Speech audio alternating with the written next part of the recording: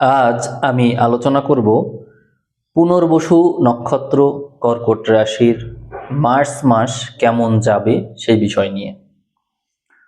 পুনর্বসু নক্ষত্র হচ্ছে কর্কট রাশির একটা নক্ষত্র এবং এই নক্ষত্রের অধিপতি হলো বৃহস্পতি, আর কর্কটের অধিপতি হলো চন্দ্র। এই জন্য বৃহস্পতির অবস্থানকে প্রাধান্য দিয়ে আমরা রাশিফলটা বিবেচনা করব। মার্চ মাসের শুরুতে পুনর্বসু নক্ষত্রের মূল অধিপতি বৃহস্পতি পুনর্বসু নক্ষত্রেই থাকছে, কিন্তু তারপরেও দ্বাদশস্থ আছে। এই জন্য আপনার মধ্যে স্বাস্থ্যগত যদি কোনো ত্রুটি থেকে থাকে তাহলে সেটি আধ্যাত্মিক উপায়ে ভালো করতে পারবেন, আপনি পুরোপুরি মুক্ত হয়ে যেতে পারবেন। যেমন আমি আপনাকে একটা নলেজ এই মুহূর্তে শেয়ার করছি, যার প্রভাবে আমি নিজে সমস্ত রোগ থেকে মুক্ত হয়ে গিয়েছিলাম। তখন আমার মনে পড়ে যে আমি নানা রোগে বিভিন্ন সময় আক্রান্ত থাকতাম, কোনোভাবেই সুস্থ হতে পারতাম না।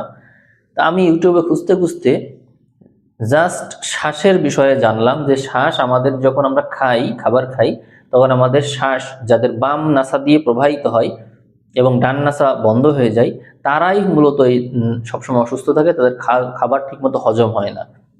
কিন্তু সঠিক উপায় হচ্ছে খাবার খাওয়ার সাথে সাথে শ্বাস ডান দিকে চলে আসবে, এটি হচ্ছে সুস্থতার লক্ষণ। তো আমি খাওয়ার পরে দেখলাম আমার সবসময়ই এই প্রতি বেলাই খাবার খাওয়ার পরে শ্বাস বাম দিকে থাকে, তার মানে আমার হজম হয় না। তখন আমি এর সমাধান পেলাম যে খাওয়ার পরে যদি এরকম হয় তাহলে কাত হয়ে শুতে হবে, শ্বাস প্রবাহিত করতে হবে ডান পাশ দিয়ে। তো আমি সেটা করতাম খাওয়ার পরে। এরপরে আরেকটা ভিডিওতে আমি জানলাম যদি কারোর এরকম থাকে এই প্রবলেমটা, তাহলে সে খাবার গ্রহণের আগে সূর্যভেদী প্রাণায়াম যদি কিছু সময় করে নেয় তাহলে সে শরীরের সূর্য শক্তি বৃদ্ধি করে নিতে পারে, ফলে যে খাবারটা খাওয়া হয় ওই খাবারটা অতি সহজে হজম হয়। এরপরে আমি মুদ্রা সম্পর্কে জানলাম যে যদি আমরা সূর্য মুদ্রা ব্যবহার করি বা পৃথিবী মুদ্রা ব্যবহার করি তাহলে আমাদের শরীরে সূর্য শক্তি বেড়ে যায়, তখন আমাদের হজম শক্তি বৃদ্ধি পায়। এছাড়াও আমি জানলাম যে লাল রং, গোলাপি রং, এ ধরনের কিছু রং আছে যে রংগুলো ব্যবহার করলে শরীরের তেজ বৃদ্ধি পায়। তারপরে আমি এগুলোও পরিবর্তন করলাম। আমি এছাড়াও জানলাম যে ফোন নাম্বারের শেষে যে সংখ্যাগুলো ব্যবহার করা হয় সেগুলো যদি ফিমেল ডিজিট হয় তাহলে শরীরের মধ্যে তাপ উৎপাদন ক্ষমতা কমিয়ে দেয়, শরীর থাকে নরম। আমি খেয়াল করে দেখলাম আমার যে নাম্বার আমি ব্যবহার করি এই নাম্বারে তো সমস্যা, তখন আমি চেঞ্জ করে নাম্বারের শেষে 1 নিলাম। এই মুহূর্তে দেখবেন আমার আমার যে এই মুহূর্তে যে নাম্বার ব্যবহার, চ্যানেলের নাম্বার, দেখবেন 1 আছে। তো দেখুন আমি কতগুলো বিষয় পরিবর্তন করেছি, আর এখন কিন্তু আমি সুস্থ, আমার কিন্তু আর কোনো সমস্যা নেই, রোগ ব্যাধি নেই। তো এটা এত সহজ ছিল না, নলেজের কারণে সম্ভব হয়েছে। তো পুনর্বসু নক্ষত্র আপনার যদি কোনো রোগ ব্যাধি আপনার থেকে থাকে হজম সংক্রান্ত, পেট সংক্রান্ত এবং পেট থেকে উৎপন্ন হতে পারে, অর্থাৎ সেন্টার হচ্ছে এটা, এখান থেকে উৎপন্ন হয়ে নানা রকম সমস্যা হতে পারে, নার্ভাস সিস্টেম উইকনেস হতে পারে।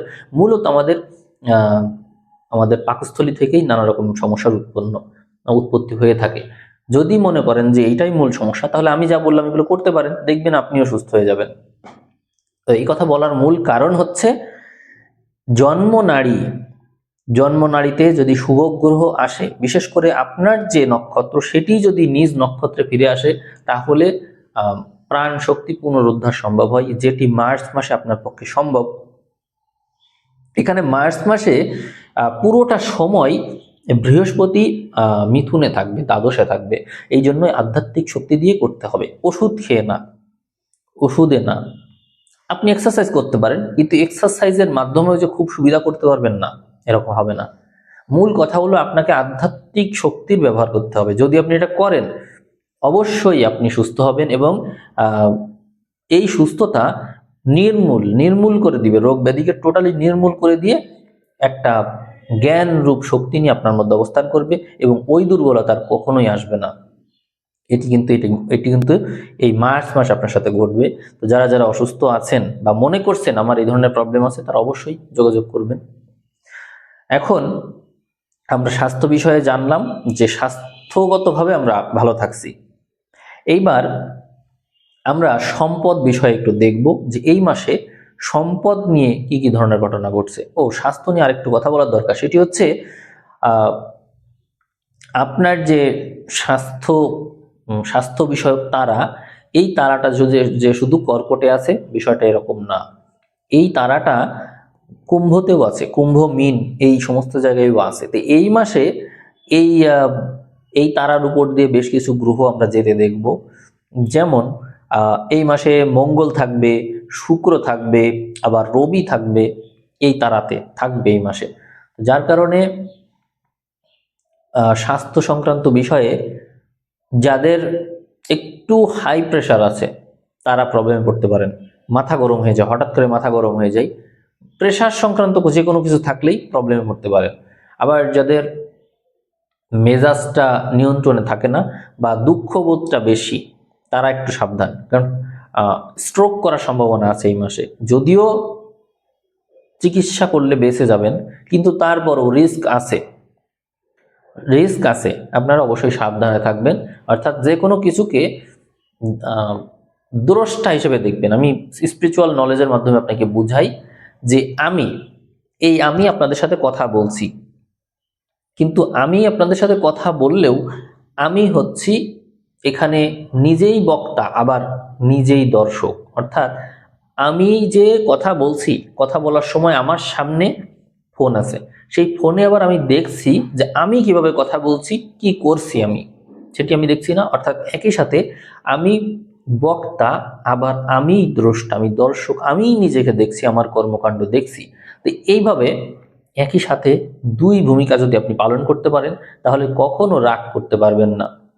ধরুন একটা ব্যক্তির কোনো কর্মকাণ্ডে আপনি রেগে গেলেন, সেই ব্যক্তি আপনার সাথে যে ব্যবহার করলো তার প্রেক্ষিতেই তো রেগে গেলেন, কিন্তু আপনি যদি থার্ড পার্সন হিসেবে নিজের সাথে তার কনভারসেশনটা দেখেন একই সাথে, তাহলে আর আপনি কখনোই রাগ করতে পারবেন না। এই বিষয়টা খেয়াল করবেন, তাহলেই দেখবেন যে কখনো মাথা গরম হবে না, কখনো অসুস্থও হবেন না। আমরা স্বাস্থ্য বিষয়ে কথা শেষ করলাম। মোট কথা, এই মাসে আপনারা বিভিন্ন রকমের সমস্যার ভিতর দিয়ে গেলেও সুস্থ হয়ে ফিরে আসবেন, ঠিক আছে, কিন্তু সমস্যা কিছু আসবে, তবে ভালোর মাত্রা অনেক বেশি, এবং এইটা থেকে অর্জিত জ্ঞান জীবনে ভবিষ্যতে প্রয়োগ করার সম্ভাবনাটা বেশি থাকছে। এটি হচ্ছে কথা। আমরা এখন সম্পদ দেখব। আপনার সম্পদের তারায় কোনো গ্রহ আছে কিনা এবং সম্পদের ঘরে কোনো গ্রহ আছে কিনা। সম্পদের তারা হচ্ছে আপনার জন্য শনির যে তারা, সেটি। তো সেই হিসাবে আমরা শনিকেই ওই তারাতে পেয়ে যাচ্ছি মিনের ঘরে। অতএব সম্পদ সংক্রান্ত বিষয়ে বাধা বিঘ্ন থাকবে, অর্থাৎ টাকা আটকে আছে, পাচ্ছেন না, পাওনা যে বিষয়টা প্রাপ্তি, সেই বিষয়টা আটকে আছে, হতে চাচ্ছে না। তবে এই মাসে 5 তারিখের পর থেকে 20 তারিখ পর্যন্ত একটা শুভ সময় আছে আপনার জন্য, যে সময়ে পাওনা টাকা ফেরত পেতে পারেন, এই সম্ভাবনা আছে। এই জন্য ওই দিক থেকে আপনার সময়টা খুবই ভালো। অতএব আপনারা যারা পাওনাদার আছে তাদেরকে একটু প্রেসার দিবেন, দেখবেন টাকা চলে আসছে। এই বিষয়টা খুবই ভালো লাগলো। আর পাওনার ঘরে কেতু বসে আছে, অতএব বিপরীত লিঙ্গের মানুষের সাথে লেনদেনে সমস্যা আছে। আমরা শুধু যে এই সময় এটা ফেস করছি তা না, 25 সালের ম্যাক্সিমাম সময় আপনি শেষ বেলার দিকে, 25 সালের শেষ ভাগে আপনি এই সমস্যা ফেস করেছেন। বিপরীত লিঙ্গের মানুষকে যদি আপনি টাকা দিয়ে থাকেন তাহলে সেটি উদ্ধার করতে কষ্ট হবে, এটি হচ্ছে কথা। তারপরেও আমি বলবো যে এই মাসে আপনি চেষ্টা করবেন। আমরা বিপদ তারা দেখবো, আপনার বিপদ আপদের মাত্রা কিরকম। এই মাসে বিপদের তারাই গ্রহ ওইভাবে আমি দেখছি না এখনো, তবে মাসের একেবারে অর্ধেক পার হয়ে গেলে, মোটামুটি 18 তারিখের দিকে আমরা আপনার এই বিপদ তারাই একটা গ্রহকে দেখতে পাচ্ছি। ফলে ওখান থেকে নানা রকমের বিপদ আপদ বেঁচে আসার সম্ভাবনা থাকছে। অর্থাৎ 18 তারিখ থেকে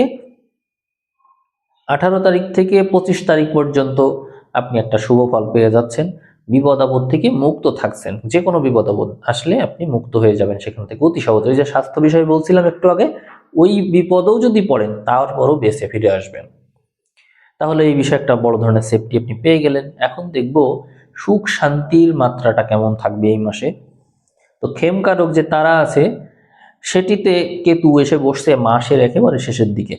এর অর্থ হলো এই মাসে একেবারে শেষের দিকে সুখ দুঃখ এই জিনিসটা মিশ্র ফল দিতে শুরু করবে এবং খুব সম্ভাবনা আছে যে সংসার জীবনেই এই জিনিসটা ঘটবে, অথবা বিপরীত লিঙ্গের মানুষের কারণে এটি ঘটবে। অর্থাৎ আপনি যে শ্রেণীর তারই বিপরীত শ্রেণীর মানুষের কাছ থেকে দুঃখ কষ্ট পেতে পারেন, এই সম্ভাবনাটা অনেক বাড়বে। দুঃখ কষ্ট অর্থাৎ দুঃখও থাকবে আবার সুখও থাকবে, দুই জিনিসের মিশ্রণ, সুখ দুঃখ। এটি সামনে যখন আমি তো সামনে যখন এপ্রিলের রাশিফল দেবো তখন এই জিনিসটা বিস্তারিত জানা যাবে। কারণ হচ্ছে মার্চের একেবারে শেষে যেহেতু ঘটনা ঘটছে, এই জন্য আমি আপনাকে জাস্ট একটু হিন্টস দিচ্ছি। সেটি হলো সামনে যখন আপনি এগোতে থাকবেন এই সুখ দুঃখের বিষয়টা নিয়ে, তো আস্তে আস্তে দেখা যাবে যে দুঃখের মাত্রা বাড়বে, সুখের মাত্রা কমবে, এটি ঘটতে দেখা যাবে। তাহলে এপ্রিলের মাসটা আপনি সেফ হিসেবে পার করতে পারছেন, সেফ, এপ্রিল ভালো। কিন্তু এপ্রিলের পরে মে থেকে সমস্যা শুরু। এখানে যেহেতু খেমকারক নক্ষত্রে, খেমকারক যে আপনার তারা আছে, এখানে কেতু এবং শুক্রের একটা যৌথ প্রভাব দেখা যাচ্ছে। অতএব বিপরীত লিঙ্গের মানুষের থেকেই জীবনে সুখ দুঃখের মাত্রা বাড়তে দেখা যায়। সুখও পাবেন দুঃখও পাবেন এটি। তাহলে আমরা সংসার জীবন অবশ্যই সাবধানে থাকব, এটি মনে রাখব। আমরা দেখে নেব আমাদের জীবনে বাধা বিপত্তি উৎপন্নকারী মানুষ এই মাসে কেমন থাকবে। দেখে নেব প্রত্যরী তারা। প্রত্যরী তারাতে পুরো মাস জুড়ে, মাসের একেবারে শেষ ভাগে সরে যাচ্ছে, কিন্তু পুরো মাস জুড়ে আমরা ধরতে পারি সেই নক্ষত্রে কেতু থাকছে। কেতুর অবস্থানজনিত কারণে বাধা বিঘ্ন উৎপন্নকারী মানুষ গুপ্তভাবে অবস্থান করবে। অর্থাৎ আপনি চিনবেন না, আপনি জানবেন না যে কারা আপনার লাইফে বিভিন্ন কাজে বাধা সৃষ্টি করে রেখেছে, আপনি জানবেন না। গুপ্তভাবে তারা কাজটা করবে এবং এর প্রভাবে আপনি সম্পদের দিক থেকে একটু ক্ষতিগ্রস্ত হবেন। আর শুধু যে এটা এই মাসেই হচ্ছে তা না, এটি এর আগের বছর থেকেই চলে আসছে, 25 সাল থেকেই চলে আসছে এই বিষয়টা। যারা যারা ভুক্তভোগী তারা বুঝবেন। এ মাসে আমরা দেখে নেব আপনি আপনার মানসিকতায় কতটা টার্গেট ওরিয়েন্টেড, আপনি লক্ষ্য স্থির করে কত দূরে এগোতে পারেন সেটি দেখা যাক। এই তারাতে এই মাসে আমরা বিশেষ কোনো গ্রহ দেখতে পাচ্ছি না, এই জন্য আপনি সচরাচর যেমন ওই রকমই থাকবেন, ওইভাবে এগোবেন। এই তারা সংক্রান্ত বিষয়ে কোনো প্রেডিকশন নাই। এরপর আমরা দেখব মৃত্যু যোগ আছে কিনা। এই মাসে মৃত্যু যোগের ঘরে মৃত্যু যোগের তারাতে বিশেষ কোনো নক্ষত্র থাকছে না, পাপ গ্রহ থাকছে না, এই জন্য মৃত্যু যোগ থেকে অব্যাহতি। আমরা দেখব আপনার মিত্র এবং অতি মিত্র এরকম কেউ আপনার জীবনে আসবে কিনা, ভূমিকা রাখবে কিনা, বা যদি রাখে কি সংক্রান্ত বিষয় রাখতে পারে সেটি একটু দেখি। হ্যাঁ, এই বিষয়টা দেখা যাচ্ছে আপনার জীবনে মিত্র অতি মিত্রের আগমন এই মাসে থাকবে। কিন্তু তারা অবদান রাখবে কোন বিষয়ে? তারা মূলত অবদান রাখবে আপনাকে বিভিন্ন বিপদ আপদ থেকে সেভ করার জন্য। যেহেতু গ্রহগুলোর সংযোগ অষ্টমে, এই জন্য এই কথাটা বলা। আপনি বিভিন্ন বিপদ আপদে পড়বেন। এর আগেই বলছিলাম যে স্বাস্থ্য সংক্রান্ত বিষয়ে মূলত আপনার প্রবলেমগুলো হচ্ছে, তার জন্য আপনি এই বিপদ আপদ থেকে সেফটি পেয়ে যাচ্ছেন। বিদেশ গমন বিষয়ে কিছু কথা বলা দরকার, যেহেতু আপনার নক্ষত্র অধিপতি দ্বাদশে থাকছে এবং ম্যাক্সিমাম গ্রহ অষ্টমস্থ এবং নবমের দিকে শিফট করছে, দশমের দিকে শিফট করছে। তার মানে হচ্ছে বিদেশ ভাগ্য প্রবল থাকছে এই মার্চ মাসে। অবশ্যই আপনি এই বিষয়টাকে দেখবেন। আমরা দেখে নেব আপনার নারী, কোন নারীতে কোন গ্রহ আছে। ফেব্রুয়ারি মাস যখন আমরা কথা বলছি সে সময় নানা রকমের সাংঘাতিক ঘটনা আপনার জীবনে অবশ্যই ঘটে থাকবে এবং এই ঘটনা আপনার জীবনে বড় ধরনের এক্সপিরিয়েন্স অলরেডি দিয়েছে। আর এখন এই মার্চ মাসে 24 নম্বর তারা বা নারী, এখানে সমুদয় নারী অবস্থিত, যেখানে সংসার জীবনকে নির্দেশ করে, বন্ধুত্ব, তারপরে হচ্ছে আপনার যে জীবন সঙ্গী তাকে নির্দেশ করে। তো সেখানে রাহু বসে আছে দীর্ঘদিন ধরে। এর অর্থ হলো আপনি সংসার জীবনে দাম্পত্য সংক্রান্ত যে সমস্যা ওইটিতে ভুগছেন, অর্থাৎ সম্পর্কটা ডেভেলপ করা যাচ্ছে না যেন কোনোভাবেই, এটি ঘটছে। তো এইটা এটা হচ্ছে চলবে দীর্ঘদিন ধরে, এটা চলবে। মার্চ মাসে আমি এই বিষয়ে ইতিবাচক কথা আসলে বলতে পারছি না। আপনি লাইফ লাইফ সেভ করতে পারছেন, অর্থাৎ গ্রহগুলোর যে প্রভাব সেগুলো আপনার বিভিন্ন বিপদ আপদ থেকে বাঁচানোর জন্য হেল্প করছে আপনাকে, কিন্তু সংসারকে টিকিয়ে রাখার জন্য বা দুইজনের ভিতরে মনের মিল হওয়ার জন্য যে হেল্প, এই বিষয়ে বিশেষ হেল্প পাওয়া যাচ্ছে না। এখানে রাহু বসে থাকছে এবং সাথে আমরা মাসের শুরুতে রবিকেও দেখতে পাবো রাহুর সাথে, এরপর মঙ্গলকেও দেখতে পাবো রাহুর সাথে। মানে মোট কথা সম্পর্কের বিরাট অবনতি দেখা যায়। বিপরীত লিঙ্গের মানুষের সাথে সম্পর্কের বিরাট অবনতি, এই বিষয়টি অবশ্যই মাথায় রাখবেন। আমরা সামনে এমন একটা সিচুয়েশন ফেস করব, বিশেষ করে মার্চ মাসের 5 থেকে 20 তারিখ পর্যন্ত। এটি এমন একটা সময়, আমরা মার্চ মাসের 5 তারিখ থেকে পুরোটা সময়ও ধরে নিতে পারি, 5 থেকে মাসের শেষ পর্যন্ত ধরতে পারি, যেখানে সম্পর্কের মধ্যে কোনো ফিজিক্যাল রিলেশন ডেভেলপ করতে পারবে না এবং মানসিকভাবে দুইজনের মধ্যে বিচ্ছিন্নতা দেখা যাবে, বিচ্ছেদ হয়ে যেতে পারে। এমনকি দুইজন শেষ শেষ যে ফাইনাল যে সিদ্ধান্ত সেটিও নিয়ে নিতে পারেন এই মার্চ মাসে। সম্পর্ক ভেঙে যেতে পারে, টোটালি ভেঙে যেতে পারে। কারণ যেহেতু বারে বারে স্বাস্থ্যের বিষয়ে আমি ইঙ্গিত দিচ্ছি, এর অর্থ হলো সম্পর্ক ভেঙে যাওয়ার কারণে শারীরিকভাবে শরীর অসুস্থ হয়ে পড়া, ভেঙে পড়া, এই পসিবিলিটির দিকে নিয়ে যায় সব কিছু। আপনারা তার মানে স্বাস্থ্যের বিষয় এবং দাম্পত্য বিষয়ে, সম্পর্ক ডেভেলপমেন্টের বিষয়ে অবশ্যই সাবধান থাকবেন। আপনারা যদি বিবাহ বিষয়ে কথা বলেন যে আমার বিবাহ করা উচিত কিনা, এই সময়টা কেমন, আসলে আমি বিবাহ বিষয়ে আপনাকে উদ্বুদ্ধ করব না। এই সময়টা আপনার জন্য বিবাহ কারক সময় না, এটিই বলবো। এখন আমরা ব্যবসা বাণিজ্যের বিষয়টা একটু দেখব। ব্যবসা বাণিজ্যের জন্য সময়টা কেমন? ব্যবসা বাণিজ্যের জন্য সময়টা একটু প্রতিকূল থাকবে। আপনি যে কাজই করতে যান সব কাজে একটা বাধাবিঘ্ন থাকবে এবং বাধাবিঘ্নের মধ্য দিয়েই সামনে এগোতে হবে, সহজেই কোনো কিছু হয়ে যাবে না, মাথায় রাখবেন। অনেকেই রিলেশনশিপ বিষয়ে জানতে চান, অর্থাৎ প্রেম প্রেম থেকে বিবাহ এ সম্পর্কে জানতে চান। আমি বলবো আপনার প্রেমে একটা যে ধোঁয়াশা থাকে সেই বিষয়টা টোটালি কেটে যাবে, অর্থাৎ একজন আরেকজনের প্রতি যে মোহ নিয়ে সম্পর্ক এগিয়ে নিয়ে যায় সামনে, সেটি আর থাকবে না।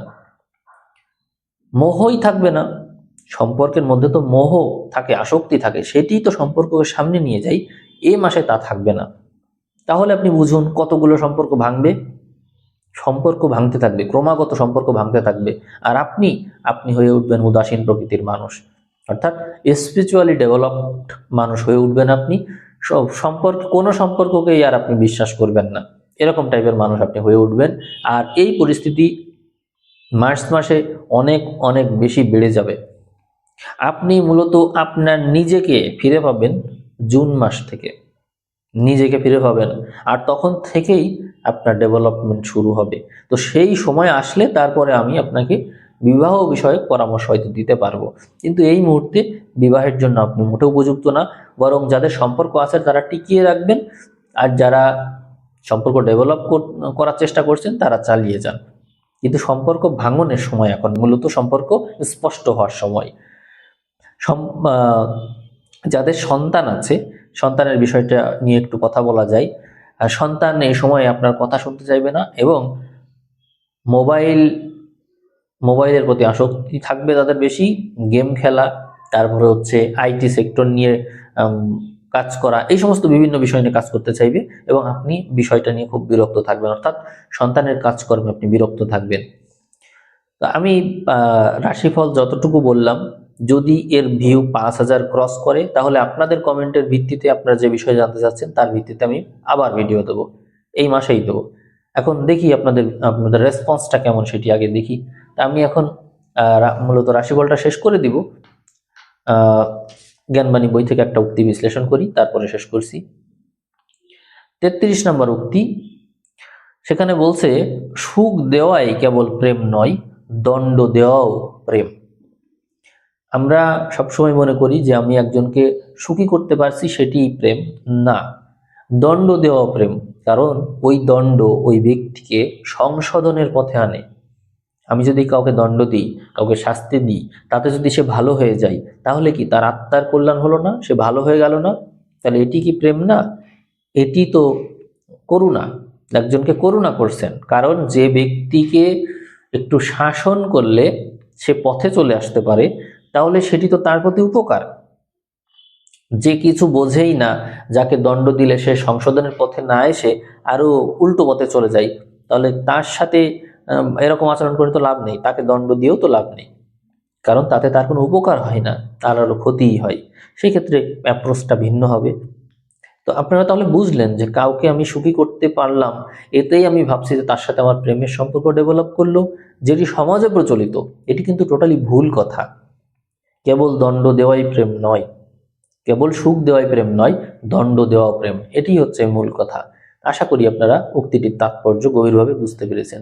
আজকের ভিডিও এখানেই শেষ করছি। ভিডিও পারলে শেয়ার করবেন, এতে আপনাদেরই লাভ। সবাইকে অসংখ্য ধন্যবাদ জানিয়ে ভিডিও এখানেই শেষ করলাম।